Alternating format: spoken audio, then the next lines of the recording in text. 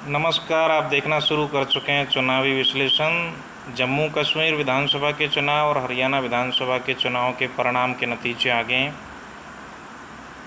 जम्मू कश्मीर विधानसभा में 90 सीटें थी और 90 सीटों के परिणाम घोषित हो चुके हैं। नेशनल कॉन्फ्रेंस सबसे बड़ी पार्टी बन के उभरी है। हम आपको सीटें बताएंगे, कौन सी पार्टी की कौन सी सीट आई है, और लगभग उमर अब्दुल्ला का मुख्यमंत्री बनना तय है। इस प्रकार से जम्मू कश्मीर में इंडी गठबंधन INDIA, जो इंडिया गठबंधन भी बोलते हैं, इंडी गठबंधन की जीत तय है। हालांकि भारतीय जनता पार्टी भी बड़ी मजबूती से और दूसरे स्थान पर दूसरी सबसे बड़ी पार्टी बन के उभरी है। देखिए, 42 सीटें जीती हैं जम्मू कश्मीर नेशनल कॉन्फ्रेंस। 29 सीटों के साथ प्रमुख विपक्षी दल के रूप में उभरी है भारतीय जनता पार्टी।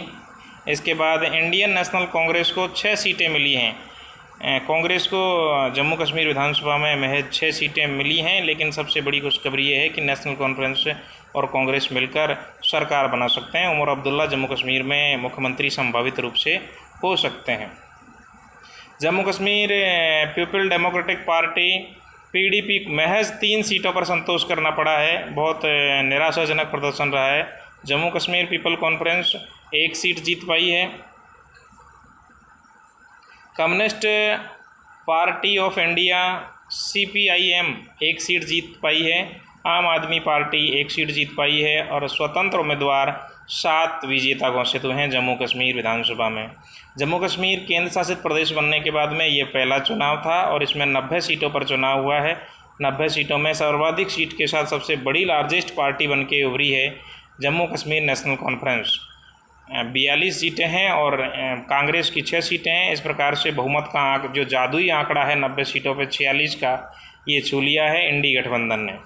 जम्मू कश्मीर के परिणाम इंडी गठबंधन के पक्ष में आए हैं। दूसरी तरफ हरियाणा में BJP की जीत हुई है। बहुमत का जो आंकड़ा है, जादुई आंकड़ा, वो BJP ने छू लिया है। इलेक्शन कमीशन ऑफ इंडिया की साइट पर 46 सीटें जीत चुकी है, 2 सीटों पर लीड है, यानी कि 48 सीटों के साथ पहले नंबर की पार्टी बन के उभरी है Bharatiya Janata party. Indian national Congress 37 सीटों के साथ दूसरे स्थान पर है। कांग्रेस का प्रदर्शन भी यहाँ पे अच्छा रहा है। इंडियन नेशनल लोकदल 2 सीटें जीती हैं और इंडिपेंडेंट कैंडिडेट के रूप में 3 सीटें स्वतंत्र उम्मीदवार जीत पाए। इस तरह से 90 सीटों वाले हरियाणा के विधानसभा में भारतीय जनता पार्टी सरकार बनाएगी। अब देखना ये होगा कि भारतीय जनता पार्टी नायब सिंह सैनी को ही दोबारा मुख्यमंत्री बनाती है या कोई नया प्रयोग करती है, ये देखने लायक रहेगा। हालांकि हरियाणा के प्रभारी सतीश पूनिया जी जो रहे, उनकी मेहनत भी काबिल तारीफ़ थी और नायब सिंह सैनी पर भी जनता ने मुहर लगा दी है। दूसरी तरफ जम्मू कश्मीर में नेशनल कॉन्फ्रेंस की सरकार का बनना तय है।